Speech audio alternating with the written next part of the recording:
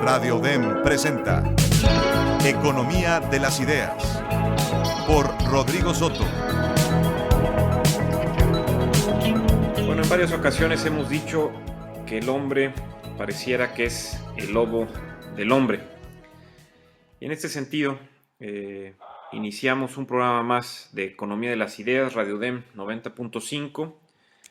Y para no perder la costumbre, agradecemos a todo el equipo directivo y operativo para la realización de estos programas, de estas breves cápsulas, especialmente a mi buen amigo Sergio.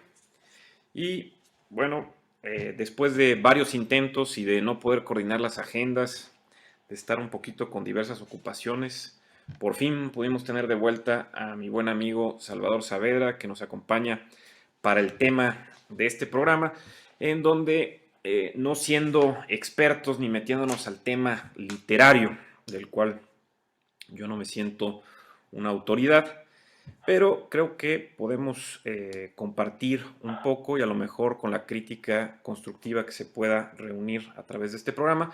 Hablaremos un poco del gran Saramago y pues por ello también a lo mejor nos aceptó la invitación mi buen amigo Chava. ¿Cómo estás, Salvador? Te saludo. ¿Qué tal, Rodrigo? Aquí acompañándolos de nuevo. Saludos a todos. Y pues a ver qué podemos aportar en ese tema hablando de nuestro Saramago. Realmente a mí me gusta mucho leer sus libros y pues por eso estoy aquí a ver qué podemos aportar al tema. Bueno, para decir un poco de este escritor, quienes no lo conozcan, es un escritor, bueno, fue un escritor portugués, ganador del premio Nobel, obviamente en literatura, con varias producciones diferentes. Hay alguna que, bueno, a lo mejor es la que más conocemos, porque se hizo hasta película, ¿no? Ensayo sobre la ceguera. Pero antes de iniciar, me gustaría leerte un poco, porque yo pienso que en varios de sus escritos podemos encontrar algo en relación a una crítica social o a la descripción de un comportamiento de nosotros los seres humanos. Entonces, déjame leerte algo interesante y compartirlo también para los radioescuchas. Okay. Y es sobre el cuento de la isla desconocida. Es un cuento corto que yo también leí hace poco tiempo. Y bueno, dice así. Un hombre llamó a la puerta del rey y le dijo, dame un barco. La casa del rey tenía muchas más puertas, pero aquella era la de las peticiones. Como el rey se pasaba todo el tiempo sentado ante la puerta de los obsequios, entiéndase los obsequios que le entregaban a él. Y cada vez que oía que alguien llamaba a la puerta de las peticiones, se hacía el desentendido y solo cuando el continuo repiquetear de la aldaba de bronce subía a un tono más que notorio, escandaloso, impidiendo el sosiego de los vecinos, las personas comenzaban a murmurar, ¿qué rey tenemos que no atiende? Entonces daba la orden al primer secretario para que fuera a ver lo que quería el impetrante, que no había manera de que se callara. Entonces el primer secretario llamaba al segundo secretario, este llamaba al tercero, que mandaba al primer ayudante, que a su vez mandaba al segundo, y así hasta llegar a la mujer de la limpieza, que no teniendo a quién mandar, entreabría la puerta de las peticiones y preguntaba por el resquicio. ¿Y tú qué quieres? Bueno, ahí cortamos esto, pero como lo discutíamos anteriormente, creo que este es un reflejo muy interesante, una copia casi fiel, podría decirse, de lo que vemos con algunos de nuestros gobernantes, con algunos de nuestros políticos, que están más acostumbrados a estar cerca de la puerta de los obsequios, entendiéndose por aquella en donde les dan adulaciones, donde reciben su sueldo, donde a lo mejor se llevan un sobresueldo con esa corrupción, y rara vez se acercan a abrir esa puerta de las peticiones, donde está la sociedad, donde estamos los ciudadanos, en cuanto a ver qué es lo que requiere su comunidad, su sociedad o aquellos a quienes se supone que representa o aquellos a quienes se supone que son sus jefes, porque al final de cuentas nosotros los ciudadanos somos quienes al pagar con nuestros impuestos y al votar somos los que los elegimos. No sé qué te pareció ese pequeño escrito y qué te pareció trasladar el texto a al esquema de los políticos. Pues hay distinguir mucho la crítica social que siempre hace Saramago en sus obras. Entonces, tengo aquí otra...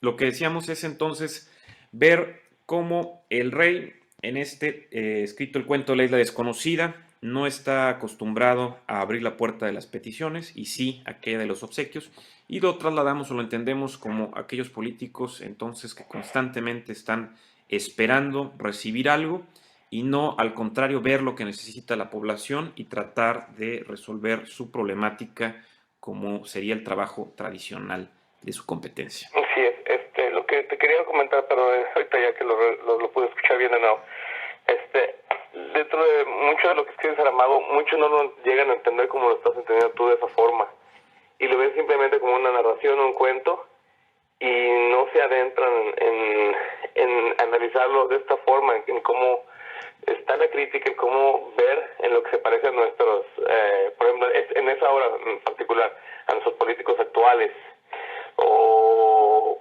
cambiándote un poquito de obra, sí, en Ensayos sobre la ceguera, ¿no? Cómo la sociedad se puede llegar a cambiar tan drásticamente en una crisis y la gente no lo ve de esa forma. ¿Podríamos hablar un poco, Salvador, de lo que sucede en Ensayos sobre la ceguera para aquellos, de forma general, ¿no? Para aquellos que no estén familiarizados con la obra? Sí, claro que sí. En Ensayos sobre la ceguera, así un resumen rápido, sí. De repente la sociedad se queda, por una epidemia que no se sabe de qué, se empieza a quedar ciegos. Sí. Entonces el gobierno, precisamente hablando ahorita del gobierno, lo primero que hace, en vez de tratar de ayudar, simplemente es vamos a deshacernos de estas personas porque es una epidemia, y nos empieza a meter en quiero recordar que era una cárcel. Sí, como si estuvieran en cuarentena o hubiera una epidemia. Porque sí. No quiere lidiar con eso el gobierno. Pero la esposa de una de las personas que se quedan ciegos finge estarlo para no separarse de su marido nunca. Y ese es el personaje principal. Ya que están todos confinados en unas instalaciones, se empieza a separar, porque empieza a haber unas guerras de poder.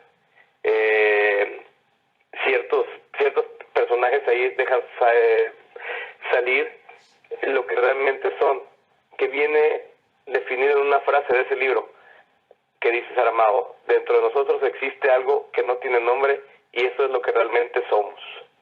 Muy bien. Entonces eso lo va plasmando poco a poco en toda la historia, en cómo se vuelve los líderes. Pudieron haber visto también la película, que está muy bien apegada al libro. Claro. Saramago fue, cuando la vio, de hecho, dijo que estaba muy agradecido porque no le dieron, por decir, pues, en palabras coloquiales, no le dieron en la torre a su obra. Entonces, la crítica social que hace se me hace muy interesante en este aspecto. La comparamos en una ocasión en un programa que también tuve contigo, con el programa de zombies. Con The Walking Dead específicamente, sí. Pero lo hacíamos porque, hablándolo burdamente y con toda proporción guardada, lo que para mi gusto sucede en Ensayos sobre la ceguera es que al quedarse la población ciega, o que gradualmente se va quedando ciega, y aquí me gustaría compartirte, creo que es de las primeras escenas que va un hombre en su coche y en un semáforo, en la luz roja, empieza a quedarse ciego, ¿no? Creo. Así es, y entonces sale y dice, estoy ciego, no veo, y llega otra persona y uno puede decir, mira, este es un buen samaritano, y lo empieza, le dice, bueno, ¿dónde vives? Te llevo a tu casa, y lo lleva, lo va ayudando, y tú dices, qué barbaridad. Ahora sí que pensábamos que toda la gente era egoísta y que no había personas que buscaran el bien. Pues qué bueno que este hombre se acomedió a ayudar a que aparentemente quedaba ciego, al llevar su coche y llevarlo a su casa. Pero, oh sorpresa, ahí empieza un poquito el mensaje de la obra, cuando el hombre que deja al que está ciego se lleva el coche de él y pues ahora sí que lo asalta de manera muy amable y todo, pero lo asaltó, se llevó el coche y después ese mismo hombre pues también queda ciego. Pero bueno, hacíamos entonces que lo que estaba, o el análisis era que la población está lidiando allí en Ensayo sobre la ceguera con un problema mayor, mayúsculo, que es el que todos se quedan ciegos o se empiezan a quedar ciegos, salvo esta mujer. Pero en lugar de decir, bueno, vamos a trabajar en equipo, vamos a coordinarnos, vamos a ver qué podemos hacer para salir de esto, ya que todos estamos con el mismo mal o padecemos del mismo mal. Y no, como tú comentas, empiezan a surgir nuevamente grupos de poder, envidias, abusos, corrupción, trampas, engaños. Y como tú dices, hay algo dentro de a lo mejor nuestra genética que se manifiesta y nos hace ver realmente quiénes somos, o comúnmente, como dijéramos en mi rancho por allá al sur, sacamos el cobre. No sé si por ahí vamos bien, Pero Sam. sí, así es. Que es precisamente lo que define la frase que te mencioné ahorita. Exacto. O sea, a fin de cuentas, siempre vamos, lo que está entre nosotros es lo que vamos a hacer. Sí. No a hacer, pero a hacer de nosotros mismos. Entonces, está muy bien ejemplificado en este libro. Creo que por eso ganó el Nobel, ¿no? Sí. A pesar de que tenga maravillosas historias en otros libros, o sea, también no nada más queremos centrarnos en esto. En lo personal, por ejemplo, también un poquito, en otra crítica que se hace en otro de sus libros, que se llama El hombre duplicado, Sí. Básicamente en ese libro es el cómo estamos perdiendo nuestra personalidad, el cómo nos vamos, ¿cómo te diré? Él maneja la búsqueda de identidad que tenemos, el cómo en estos tiempos ya vamos perdiéndola poco a poco, y pues, más con todo lo que tenemos ahora al alcance de tecnología, internet, o sea, ya se nos está yendo todo, ¿no? Sí. En las vicisitudes de la vida y las banalidades y frivolidades de la misma. Así es. Retomando el punto de Ensayo sobre la ceguera, que es, bueno, excelente libro y que podríamos hacer varios programas al respecto. Y ahora sí, trasladándonos también a lo que sucede en la buena obra también, vuelvo a decirlo, toda proporción guardada y que ha sido llevada también a la pantalla chica, si así lo podemos decir, como serie de televisión, de The Walking Dead.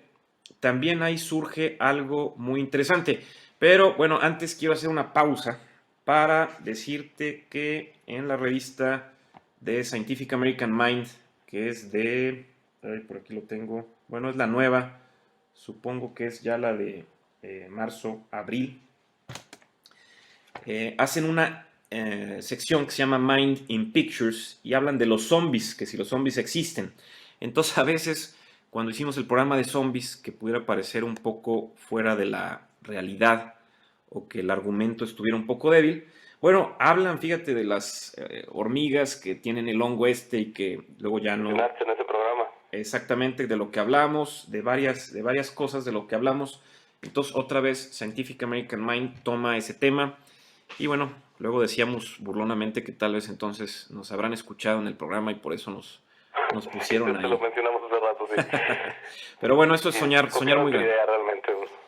El caso es, retomando eso, una publicación seria como Scientific American, que es también parte del grupo de Nature, si no me equivoco, retoma el tema de los zombies también en la parte biológica, con las hormigas, con algunos otros insectos que son atacados y ya no tienen control total de su organismo. Y claro, muy diferente sería los muertos vivientes tradicionales que vemos. Pero el punto central, y que también lo habíamos discutido, Salvador, y ahí también creo que eres bastante experto en la materia de los zombies. En The Walking Dead hay una frase que tú no me dejarás mentir y que Rick Grimes dice, pues nosotros somos los muertos vivientes y estamos viendo que luego ya no les preocupan tanto los zombies, haciendo una comparación con ensayo sobre la ceguera. Dicen, ya no nos preocupan a ellos también tanto la ceguera, sino estaban preocupándose de ellos mismos. Y aquí ya no se preocupan entonces de los zombies en The Walking Dead y dicen, hay que preocuparse de los vivos, no de los muertos. Y buscando la parte chusca un poco, pues nuestras abuelitas tenían razón, ¿no? Entonces cuando nos daba miedo algo y decían, no, mijito, tenle más miedo a los vivos que a los muertos. No sé qué opines aquí al respecto. Así es, en ese momento que tú dices que pasa en la novela ilustrada de Walking Dead, porque no es en la serie, en la sí. serie de televisión, Sí. no creo que lo pasen. Digamos que es una iluminación que tienen, ¿no? Sí. En ese momento, al decir, oye, pues es que nosotros somos los muertos, los caminantes, ¿no? Queda en un plano muy retirado ya los zombies, porque aquí es donde tienen que ver qué está pasando con ellos mismos, con la sociedad, en qué se está convirtiendo para poder sobrevivir a este apocalipsis que están viviendo, ¿no? Que si lo vamos trasladando a lo que tú quieres decir, estamos en el tema de hoy, es lo mismo estaba pasando en ese apocalipsis, se podría decir, Sí. de ceguera que llegaron a tener en la novela. Ya realmente la ceguera no importaba, sino el cómo el mismo hombre se estaba acabando entre ellos mismos, en vez de cooperar todos para un fin común, Sí. el sobrevivir o el ayudarse mutuamente, que estaban estando confinados en ese lugar en el que estaban. No, simplemente era una guerra de poder, que yo empiezo a reinar, digamos, uno de ellos, y estando igual de ciego. Y se empezó a hacer ¿cómo se podría decir? Su sociedad, Sí. su pequeño clan, que era el que abusaba de los demás. Entonces, saca a flote lo que somos a fin de cuentas, ¿no? Sí. Ese es el punto principal de esta obra. Y que a lo mejor no requerimos de la ceguera o a lo mejor no se requiere tampoco de los zombies para que surja esa problemática social tan común que vemos en manifestarse en diferentes culturas, en diferentes comunidades. Hay una parte muy interesante también en Ensayo sobre la ceguera y te la quiero compartir. Creo que es cuando le preguntan a la esposa de este médico, no sé si estoy en lo correcto, si no... La que sí ve es la esposa del doctor. Sí, la que sí ve, la que no queda ciega. Así es. Y le preguntan, le dicen, bueno, ¿por qué nos quedamos ciegos? Dice, yo no sé, tal vez algún día lo sabremos, pero ¿quieres que te diga lo que yo pienso? Y dice, bueno, yo pienso que no nos quedamos ciegos, sino que siempre hemos estado ciegos. Así es. Vemos, ciegos, pero vemos. Ciegos que no ven. Entonces, pues desde esa perspectiva, como diciendo, pues siempre hemos estado ciegos, nada más que ahorita se manifestó como un mal físico. Pero esa ceguera va más allá que el no ver. Como dijera el buen Nietzsche, está más allá del bien y del mal. Y como tú decías al principio, es algo que está ahí latente en el ser humano y de repente pues hay algo que lo detona, ¿no? En este caso, bueno, la ceguera, pero vieron que había un mal peor que era la propia raza humana, o como decíamos al principio del programa, el hombre es el lobo del hombre y rara vez vemos al hombre en ayuda del hombre. Incluso con algunas ocasiones, creo yo y recuerdo haber tratado el tema del altruismo o la cooperación o el trabajo en equipo, bueno, no es tan bien recibido como el hablar de a lo mejor una competencia salvaje que a veces puede caer en malas prácticas, pero se piensa que el competir con ese afán a veces de triunfar a toda costa, a como dé lugar, aplastando al que sea, pues nos lleva a que caigamos en excesos como lo vimos en esta obra.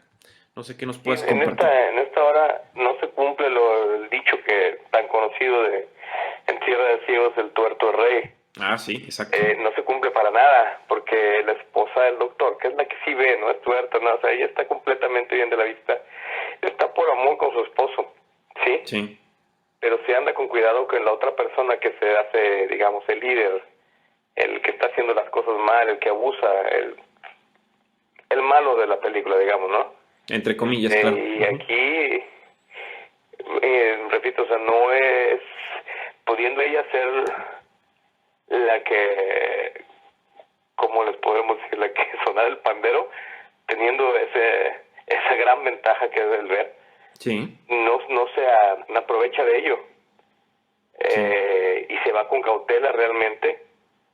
¿Por qué? Porque va viendo el alcance que pueden tener las otras personas que están abusando ya de los demás, y ella prefiere quedarse al margen sin que sepan que ella tiene esa ventaja, ¿no? De ver. Entonces también está de ponerse a pensar en eso, porque si tienes la opción de poder revelarte, y sí. hablando de la obra y en la vida real, porque mucha gente no lo hace, porque mucha gente no trata de estar, de, ¿sabes qué? Vamos a hacer las cosas mejor, vamos a hacer las cosas bien, no, de tener los abusos. No Y nos, eso es parte del humano, o sea, porque podemos tener mucha valentía, fuerza para luchar por lo justo, pero también cuidamos de lo nuestro, ¿no? cuidamos de lo nuestro. Del amor también, no sé. Cuidamos de lo nuestro y yo creo, o he pensado, que el ser humano piensa muy diferente solo y como un grupo, para bien y para mal. A veces incluso he dicho, bueno, si tú espantas a veces a una vaca, todas las demás salen corriendo y no saben ni por qué. Entonces a veces eso puede pasarle al ser humano. Alguien se comporta de cierta manera y el otro dice, bueno, pues yo no sé qué pasa, pero vamos para allá. Y lo podemos ver hasta en tumultos cuando la gente corre de un lado hacia otro y luego no sabes ni qué pasa, pero es un pánico global o una reacción global en una especie de manada.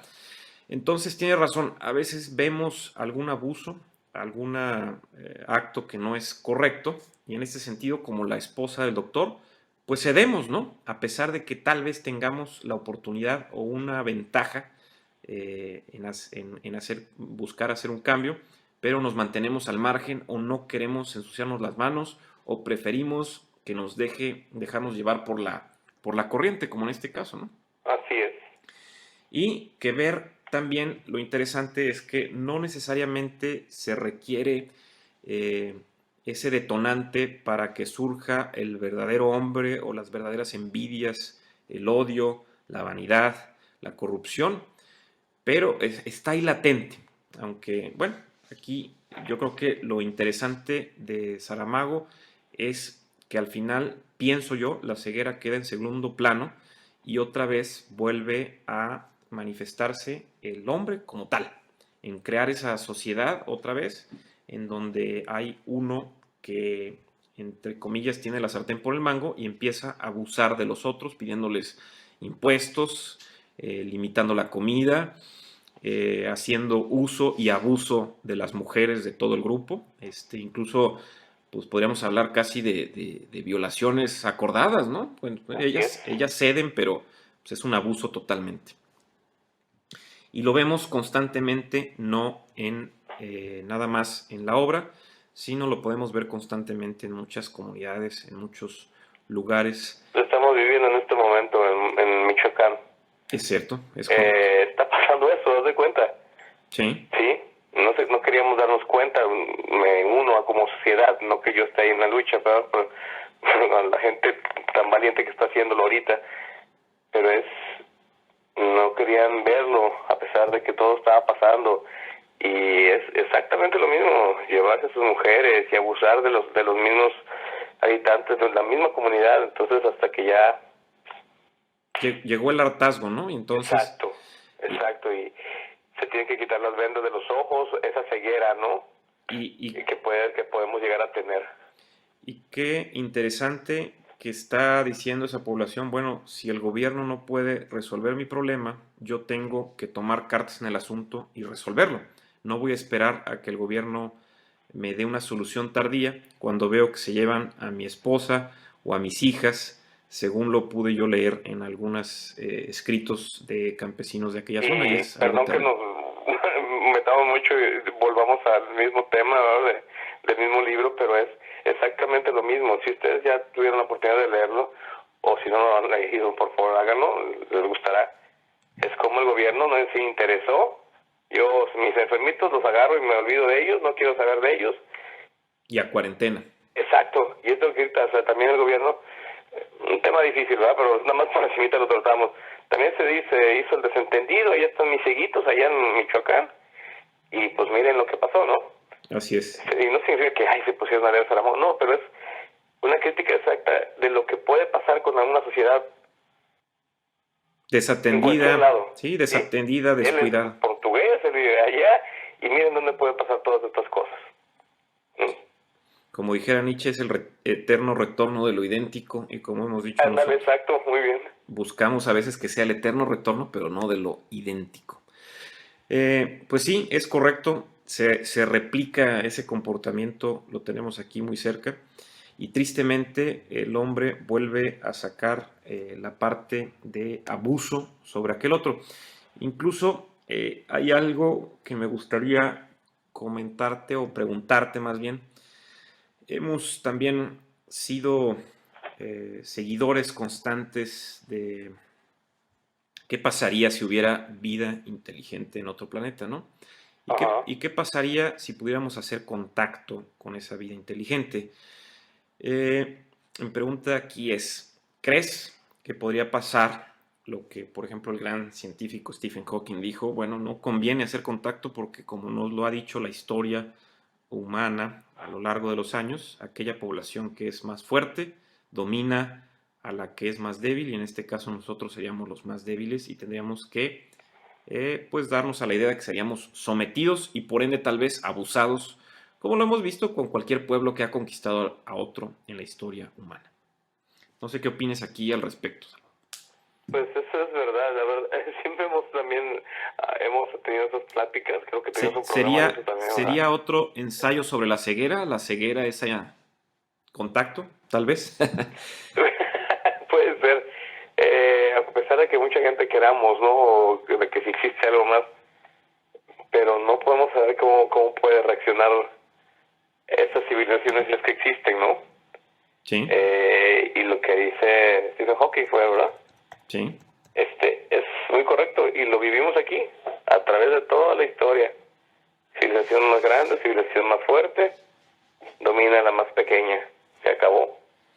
Te voy a compartir algo que comenté cuando tomaba yo clases en Veracruz hace mucho tiempo, en una clase de redacción avanzada con el profesor Waldo Lloreda, todavía me acuerdo.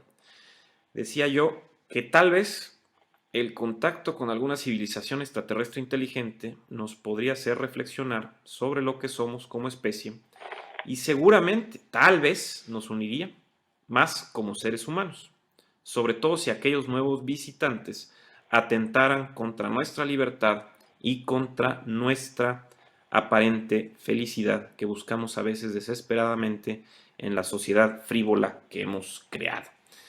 Eso lo escribí también y lo dije hace mucho tiempo, no es que tenga voz de profeta, pero lo pensaba yo ahí.